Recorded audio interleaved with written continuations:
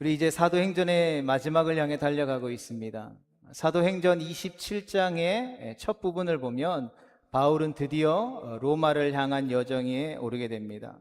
바울의 호송의 책임을 맡은 이는 백부장 율리오였으며 이 여정에는 바울 외에도 몇 명의 죄수가 더 있었습니다. 먼 길을 항해하려면 당연히 큰 배를 타야 하는데 그때 그런 배 찾기가 어려웠던 것 같습니다. 따라서 바울 일행은 아드라무테호 호를 타게 되죠.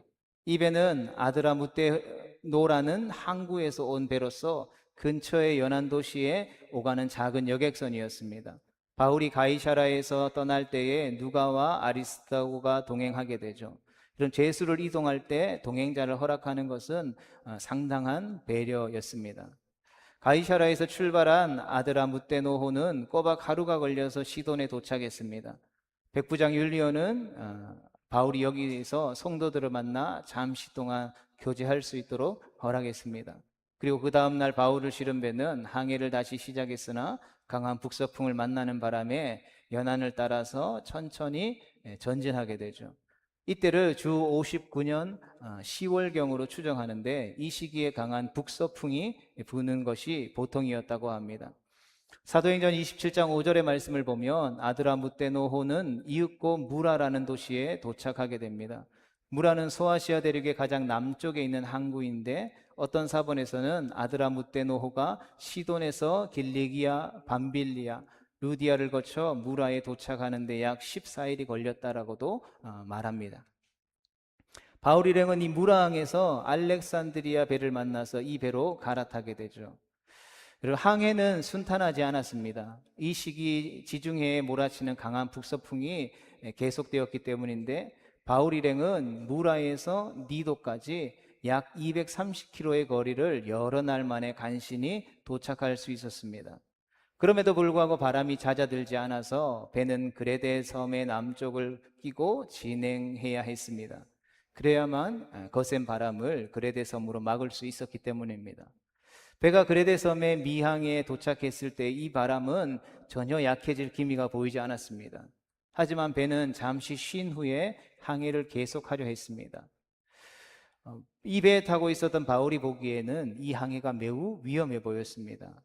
여러분, 당시의 기록에 의하면 당시 지중해 지역은 11월 중순에서부터 다음해 2월까지는 항해가 금지되어 있었습니다. 이 기간에 부는 바람이, 폭풍이 매우 위험했기 때문입니다.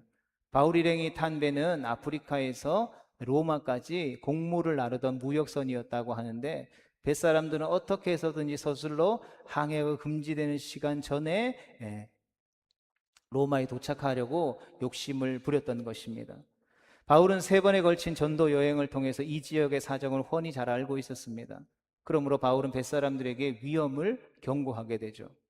하지만 누구도 그 말을 신경 쓰지 않았습니다. 조금이라도 더 항해하려고, 더 빨리 항해하려고 하는 마음이 급했던 이들은 도중에 겨울을 난다 하더라도 미항이라고 하는 작은 불편한 도시보다는 베닉스라고 하는 조금 큰 성에서 지내는 것이 좋다라고 생각했습니다. 더욱이 그들은 백기를 바울보다 자신들이 더 잘 안다라고 생각했습니다. 따라서 그들은 운항을 계속하게 되죠. 때마침 바람이 남쪽에서 불어오자 몹시 기뻐했습니다. 아마 하늘이 자신들을 돕는다라고 생각했을 것입니다. 그러나 바울이 예견한 일이 현실로 나타나게 되죠. 남풍을 타고 순조롭게 향해하던 배가 갑자기 광풍을 만나게 됩니다. 사도행전 27장 14절의 말씀을 보면 이 폭풍을 유라굴로라고 부르는데 유라굴로는 동북풍이라는 뜻이며 지금 불고 있는 남풍과 그레데 섬의 높은 산에서 발생한 기류가 얽히면서 일어난 폭풍이었습니다. 유라굴로는 남풍을 맞으며 순조롭게 항해하던 배를 순식간에 위험에 빠뜨렸습니다. 이에 바울은 를 실은 배는 겨우겨우 그레데 섬에서 얼마 떨어지지 않은 가우다 섬 근처에 도달할 수 있었습니다. 그들은 가우다 섬을 등지고 바람을 막으면서 간신히 거룻배를 끌어올릴 수 있었습니다. 그러나 위기는 계속되었습니다. 이 부근에는 스르디스, 즉 모래사장이 펼쳐져 있었기 때문입니다. 때문에 선원들은 가능한 한 모든 도구를 다 동원해서 이 모래사장을 피하면서 운행을 계속하게 되죠. 이렇게 여러 날 계속되자 우리 성경에 증언되어지고 있는 것처럼 선원들은 배에 있는 짐들을 하나씩 바다에 던지기 시작했습니다. 배의 무게를 가볍게 하기 위해서였습니다. 그러나 이도 모자라 나중에는 배의 도구들 있는 모든 것들을 다 버리게 되죠. 밤낮을 구별하기 어려운 가운데 풍랑마저 멈추지 않는 악천후가 이렇게 며칠이 계속되자 선원들은 지칠 대로 지쳐버렸습니다. 본문 20절은 이들이 완전한 절망의 상태에 빠져버렸다라고 설명하고 있습니다. 바로 이때 바울이 기진맥진한 이들 가운데 서서 입을 열어 말하게 되죠. 21절 하반절입니다. 여러분이여 내 말을 듣고 글에 대해서 떠나지 아니하여 이 타격과 손상을 면하였더라면 좋을 뻔하였느니라. 아멘. 그러나 바울이 지금 선원들이 자기 말을 듣지 않은 사실을 탓하려는 것은 아니었습니다. 그러하기에 이어서 이렇게 말하죠. 내가 너희를 권하노니 이제는 안심하라. 너희 중 아무도 생명에는 아무런 손상이 없겠고 오직 배뿐이리라. 아멘. 여러 날 동안 절망스러운 시간들을 지냈던 이들에게 어째서 안심하라고 했을까요? 아무도 죽지 않을 것이며 오직 배만 상할 것이라는 사실을 바울은 어떻게 알았겠습니까? 이어지는 말씀을 봅니다. 내가 속한 바 곧 내가 섬기는 하나님의 사자가 어젯밤에 내 곁에 서서 말하되. 아멘.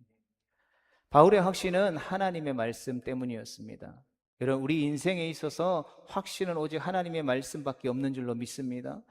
이 배에 탄 사람 중에 아무도 죽지 않을 것이다, 오직 배만 상할 것이다 하는 말은 어젯밤에 나타난 하나님의 사자가 바울에게 알려주신 내용이었습니다. 이어지는 24절에서 바울은 자기에게 하나님의 사자가 들려주신 말씀을 계속해서 전합니다. 바울아 두려워하지 말라. 내가 가이사 앞에 서야 하겠고 또 하나님께서 너와 함께 항해하는 자를 다 내게 주셨다 하였으니. 아멘. 여러분, 이 배의 승객들이 안전한 이유가 무엇입니까? 단 한 가지였죠. 그것은 바로 바울이 로마 황제 앞에 서야 했기 때문입니다. 여러분, 달리 말하면 바울이 살아야 했기 때문에 그와 함께 배에 탄 사람들도 모두 산다라는 뜻입니다. 하나님께서 이렇게 말씀하셨습니다. 너와 함께 항해하는 자를 다 내게 주셨다 하였으니. 여러분, 이 폭풍을 계기로 해서 바울이 이 배에 탄 일행에 관한 주도권을 쥐게 된다라는 뜻인 것입니다. 여러분, 이 말씀은 나중에 사실로 드러나게 되는데 어쨌든 바울은 자기의 말을 있는 그대로 믿는다고 공언했습니다. 왜냐하면 그 말씀이 바로 하나님의 말씀이었기 때문인 것입니다. 바울이 탄 배는 미항을 떠난 지 얼마 되지 않아서 멜리데 근처에 도착하게 됩니다. 그러나 처음에는 이곳이 멜리데인 줄도 몰랐죠. 이들은 열나흘 만에 폭풍에 밀려서 미항에서 800km나 떨어진 곳에 도착하게 되었던 것입니다. 암초를 두려워한 선원들은 조심스럽게 수심을 재면서 배를 해안에 갖다 댔습니다. 그러나 호되게 혼난 이들은 닻을 내리는 척하면서 거룻배를 내려 도망하려 했습니다. 바울은 이들의 수상쩍은 행동을 발견하고 백부장에게 알림으로써 이 위기 또한 벗어나게 했습니다. 뿐만 아니라 바울은 276명이나 되는 승객과 선원을 안심시켜 음식을 먹게 했죠. 힘을 얻은 선원들은 싫었던 공식을 이제는 버리고 비상 착륙을 시도했습니다. 그리고 이들은 마침내 땅을 밟게 되었습니다. 이러고 보니 바울이 말한 것이 그대로 이루어진 셈인 것이죠. 지금까지 우리는 본문의 이야기들을 쭉 살펴보았습니다. 본문에서 우리는 하나의 중심 이동을 분명하게 발견하게 되는 것이죠. 그것은 바울이 가지고 있었던 위치에 관한 중심 이동입니다. 이런 로마를 향해 출발할 때 바울의 신분은 무엇이었습니까? 죄수의 신분이었죠. 더욱이 그는 로마로 압송되어지는 여러 명의 죄수 가운데 하나였습니다. 그런데 이 항해가 예상치도 않게 어려움을 겪게 되자 바울의 역할이 두드러지게 되었던 것이죠. 바울은 폭풍이 몰아치는 가운데 자신의 위치를 가감없이 드러낸 것입니다. 그는 죽음의 공포와 절망에 시달리는 사람들을 향해 서서 희망의 메시지, 소망의 메시지를 선포했습니다. 여러분은 안전할 것입니다. 하나님께서 어젯밤 내게 그리 말씀하셨기 때문입니다. 그의 메시지는 모든 승객의 안전을 약속하는 데 그치지 않았습니다. 그들을 구체적으로 움직이게 했다라는 것이죠. 그리고 마침내 그들은 바울의 약속대로 안전하게 살아남게 됩니다.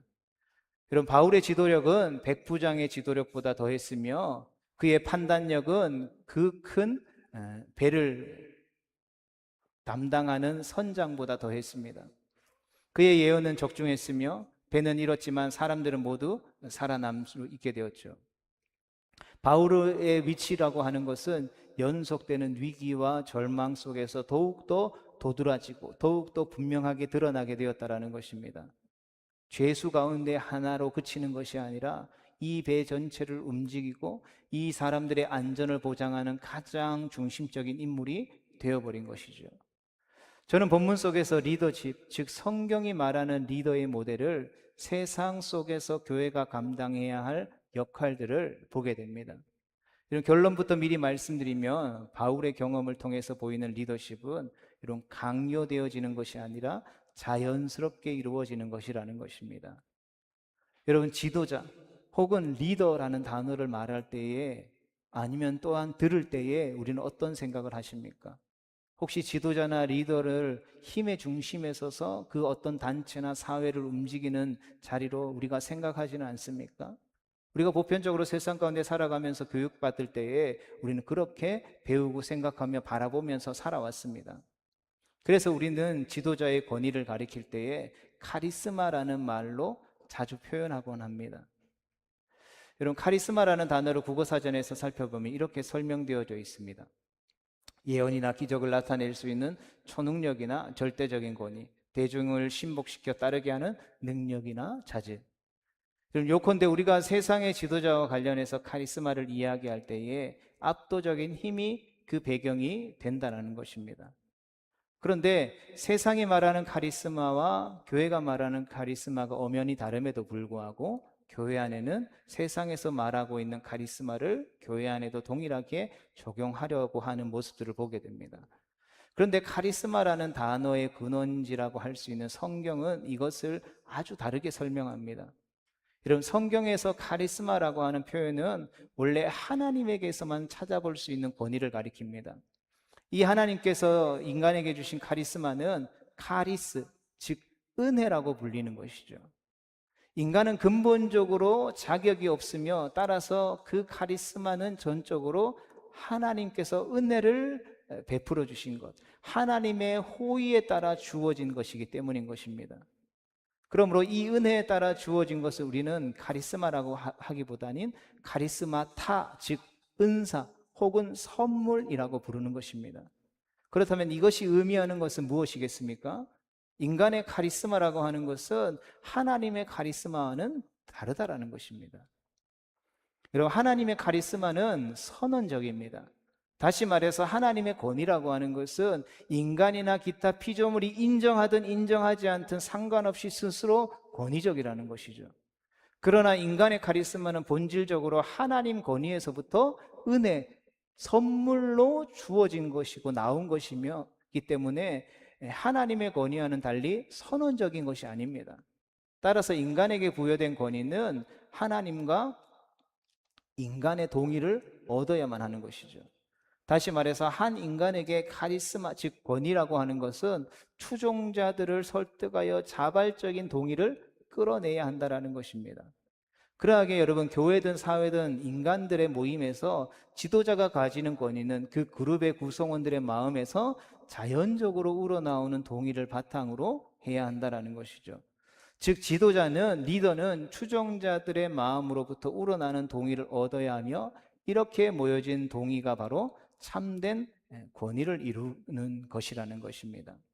그래서 하나님께서 어떤 사람에게 권위를 허락하셨다라면 그 권위는 반드시 주변의 구성원들에게 강요되어지는 것이 아니라 자연스럽게 설득되는 것이죠. 그리고 설득의 방법은 굴림이나 지배나 강압이 아니라 겸손의 모습으로 드러나는 섬김이 되어져야 하는 것입니다. 이런 이 원리가 가장 두드러지게 선포된 것이 바로 예수 그리스도의 생애입니다. 예수님께서 하나님의 아들로서의 권위를 인간에게 강요했습니까? 그렇지 않죠. 오히려 자신을 낮추고 비워서 종의 형체의 모습으로 이 땅에 오셨으며 십자가에서 이 생애를 가장 극적으로 우리에게 보여주신 것입니다.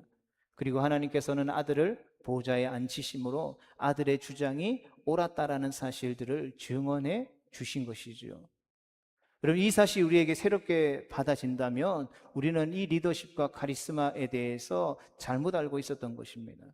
여러분, 이 사실은 교회에 전혀 새로운 내용이 아닌 것입니다. 여러분, 교회라고 이름 짓는 모임은 이러한 그리스도의 삶의 원리를 실천하는 것이고 실천하는 곳이라 가르치고 배우는 곳이기 때문인 것입니다. 따라서 교회는 예수 그리스도를 닮아가는 자들의 모임이 되어져야 하는 것입니다. 하나님의 형상을 떠났던, 죄로 인해서 어그러졌지만 예수 그리스도의 십자가의 복음을 통하여서 예수님을 믿음으로 말미암아 우리에게 있어서 회복해야 할 참 인간의 모형인 예수 그리스도를 본받기 위해서 우리는 교회 공동체로 나아오게 되는 것이죠. 그러하게 교회는 스스로 낮아져서 예수님처럼 형제와 자매를 섬기는 공동체가 되어져야 하는 것입니다. 그러므로 이러한 교회가 질서를 말할 때에는 그 질서가 나이에 많고 적음, 학력의 높고 낮음, 힘과 견제의 균형 등과 같은 수단으로 이루어지는 것이 결코 아니라는 것입니다. 여러분, 그런데 우리가 교회의 질서를 이야기할 때에 나이에 많고 적음으로 행동합니다. 학력의 높고 낮음을 가지고 이야기합니다. 또 어떤 가지고 있는 세상에서 힘과 어떤 그것들을 견제하는 균형 등과 같은 수단을 계속해서 교회 안에 사용하려고 한다는 것이죠. 다시 말해서 교회라는 공동체의 질서는 서로가 서로를 어떻게 함으로써요? 섬김으로써 유지되고, 하나님께서 어떤 인간에게 어떤 권위를 주셨다라고 하면 그 권위는 오히려 낮아짐과 섬김의 방식에 의해서 사람들에게 설득되어져야 한다는 것입니다. 다시 말해서 하나님으로부터 어떤 권위를 부여받은 사람은 반드시 그 권위를 인정받아야 하는 것입니다. 다만 그 권위는 어떤 지위와 능력 그리고 어떤 물리력을 동원하는 강요가 아니라 그 안에 하나님을 사랑하고 그분이 베풀어 주시는 은혜를 힘입어서 허락하신 공동체와 성도들과 이웃들을 섬기려는 섬김과 낮아짐의 태도에서 자연스럽게 설득된다라는 것입니다. 그러하게 교회 안에 어떤 직분자들을 세워갈 때도 바로 이러한 기준으로 우리가 직분자를 세워야 함에도 불구하고 오늘날 교회는 이러한 직분이 아니라 세상의 기준과 별반 다르지 않는 기준으로 직분자를 세우죠. 교회 안에 좀 세상에서 영향력 있다 하는 사람들을 직분자로 세우면 우리 교회가 좀 있어 보이지 않을까? 돈 많은 사람, 공부 많이 하는 사람들을 직분자로 세우면 좋지 않을까? 그 사람들이 세상 가운데 어떻게 살아가는지, 어떻게 예수 그리스도를 닮아가는지, 어떻게 낮아지는지와는 상관없이 세상 눈에 보이는 것들로 오늘날의 교회가 직분자들을 세웠다라는 것이죠. 그러한 일들로 인해서 일어나고 있는 부작용들이 얼마나 교회 안에 크게 일어나고 있는지 우리 모두가 잘 알 것입니다. 사랑하는 성도 여러분, 이제 우리는 본문의 말씀을 마무리하려고 합니다. 본문에서 우리는 사도 바울이 폭풍과 죽음의 위협 가운데에서 그 경량의 중심에 서는 이야기를 살펴봤습니다. 그리고 저는 여기에서 하나님께서 보여주시는 하나의 중요한 메시지를 읽어야 한다고 생각합니다. 그것은 바로 권위는 무엇인가 하는 물음인 것입니다. 리더십은 무엇인가 라고 하는 물음인 것입니다. 그리고 그 권위는 우리가 살아가는 이 시대의 모든 삶의 영역에서 위협을 받고 있다는 것입니다. 쉽게 말해서 우리는 권위 앞에, 어떤 리더십 앞에 내가 왜 그걸 꼭 해야 해? 라고 질문하는 시대를 살아가고 있다는 것입니다. 말하자면 우리는 지금 새로운 권위를 기초로 하여서 새로운 사회 질서를 세워야 할 처지에 놓여 있다는 것입니다. 여러분, 이러한 형편은 교회도 마찬가지라고 생각합니다. 교회라고 세상과 다르지 않다라고 생각합니다. 여러분, 이전에는 당연했던 것이 권위의 개념을 잃어버린 현대인에 의해서 낱낱이 질문되어지기 때문이라는 것입니다. 여러분, 세상 사람들이 이러한 질문들을 하면서 예수님을 믿게 돼서 교회에 들어옵니다. 내가 왜 이걸 해야 합니까? 라고 물으면 너 믿음 없구나. 묻지만 믿음은 묻지 않는 거야. 그냥 시키는 대로 해. 라고 하는 교회와 정면으로 충돌하게 된다는 것이죠. 많은 이러한 리더십의 질문을 던지는 세상 사람들이 교회에 와서 또 그러한 세상에 영향을 받은 성도들이 질문합니다. 목사님, 집사님, 권사님, 장로님, 왜 주의를 지켜야 합니까? 에서 시작한 질문은 왜 꼭 교회에서만 예배 드려야 합니까? 우리 코로나 시절에 그냥 집에서 핸드폰 보면서 유튜브 보면서 예배 드렸잖아요. 그렇게 예배 드려도 된다라고 이야기했으면서 왜 이제는 또 다시 교회에만 나와서 예배 드려야 한다라고 말합니까? 라는 질문 앞에 있다라는 것이죠. 왜 하나님 외에 다른 신은 없다라고 합니까? 왜 이 시대에조차도 말씀대로 살아 21세기에 로켓 타고 달에 가는 시대에 왜 말씀대로 살아야 한다라고 가르칩니까? 교회의 모든 가르침을 전통과 과거의 권위로 묶어놓고 사정없이 흔들고 있습니다. 교회가 이러한 질문 앞에, 이 흔들림 앞에 어떠한 모습으로 서 있습니까? 따라서 오늘날의 교회는 성도들이 동의하는 것만 할 수밖에 없는 지경에 이르고 말았다라는 것이죠. 어떤 사람들이 여러분 믿음으로 우리가 합시다 라고 이야기하면 그 믿음을 철저하게 재단하죠. 믿음 좋지. 그렇지만 현실적으로 이렇게 쭉 생각해 봤을 때 그거는 믿음이 아니라 오만함이야. 그렇게 하면 안 돼. 하지 않는 것이죠. 우리에게 이만큼이 있어. 우리가 하나님이 이만큼의 자원을 주셨으니까 이만한 것을 가지고 씨를 뿌려서 30에 60에 100개의 열씨를 맺읍시다 라고 이야기하면, 아니, 하나 심으면 하나 남는 게 세상의 이치야. 성경의 내용 그대로 하다가 우리가 쪽박 차면 어떡해. 교회는 더 이상 믿음의 도전을 하지 않습니다.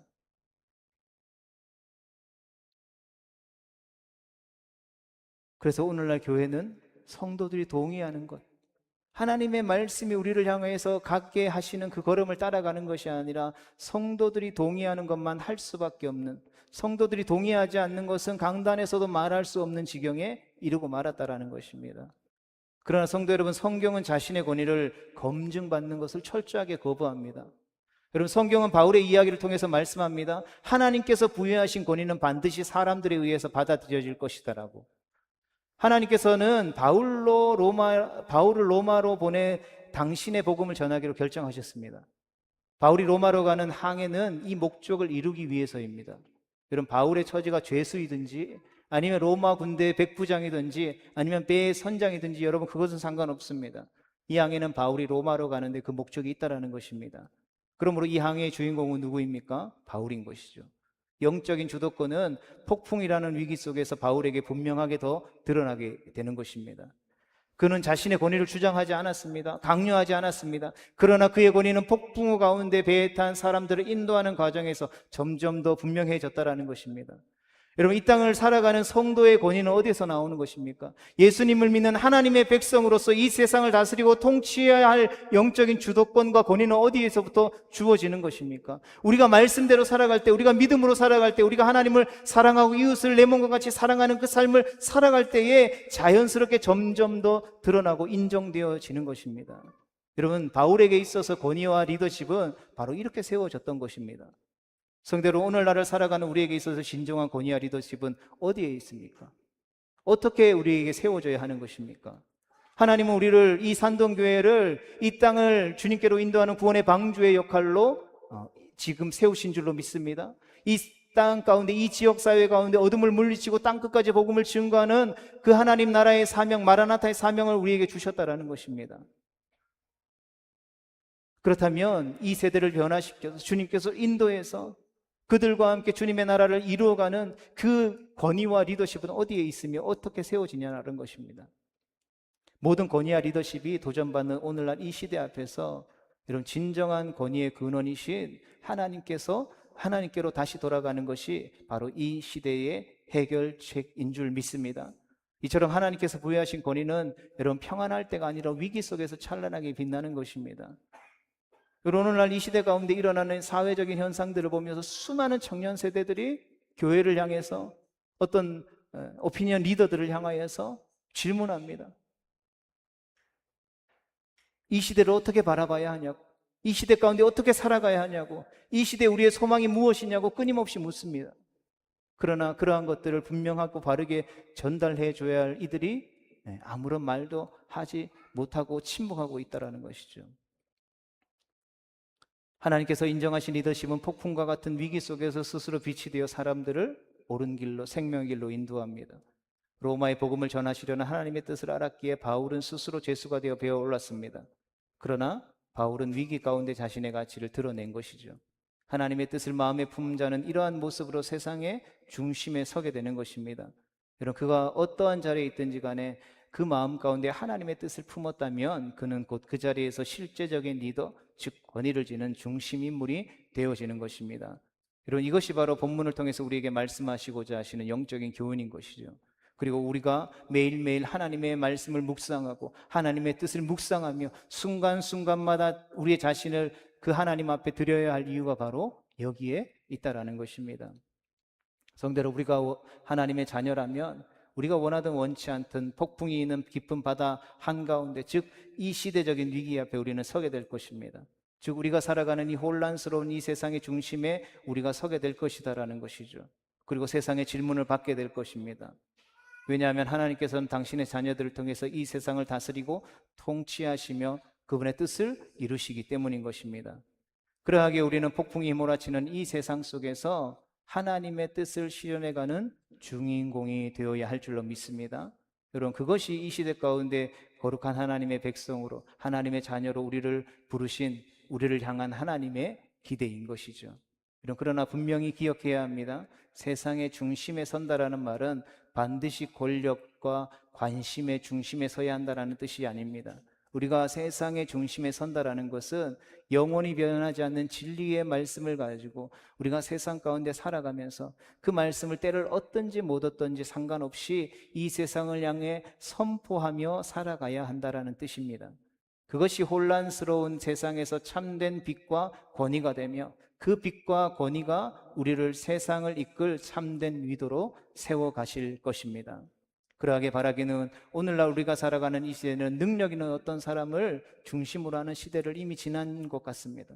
세상 곳곳에서 하나님으로부터 주어진 그 참된 권위를 가지고 자기를 부르신 삶의 자리에서 그 어둠을 몰아내고 물리치며 참된 빛을 발하며 빛과 소금의 역할을 감당하며 일어나 하나님의 영광을 나타낼 사람을 필요로 한다라는 것이죠. 그러하기에 성도 여러분, 저는 우리 한 사람 한 사람이 바로 그런 사람 되어질 수 있게 되기를 간절히 소망합니다. 그러한 한 사람 한 사람이 되어서 그러한 주님의 몸된 교회가 되어서 하나님을 기쁘시게 하며 세상을 옳은 길로 인도하는 하늘의 별과 같이 빛나는 진정한 리더들이 될 수 있기를 축복합니다. 여러분, 우리가 그러하기 어떤 자리에 서느냐 고민하기보다는 하나님의 뜻을 품기를 더 원한다면 우리는 반드시 이 세상을 주님께로 인도하는 참된 리더가 될 것입니다. 바라기는 우리 모두가 그런 하나님의 백성, 몸된 교회 되어질 수 있게 되기를 주님의 이름으로 축복합니다.